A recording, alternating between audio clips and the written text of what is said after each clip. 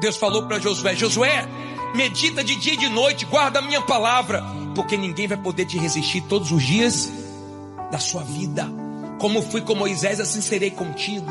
Você quebra tudo que tiver na sua frente, porque a minha palavra é poderosa. E eu já falei para vocês que vai chegar uma época que o ser humano vai ter fome e sede, não de comida, não de bebida, mas da palavra que hoje tem em abundância. Mas o ser humano rejeita. A palavra de Deus corrige a gente. A palavra de Deus nos conserta, nos molda.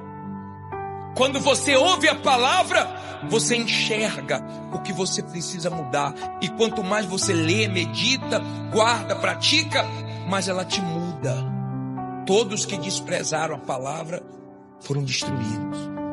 Todos que guardaram a palavra venceram tudo que se levantaram contra ele.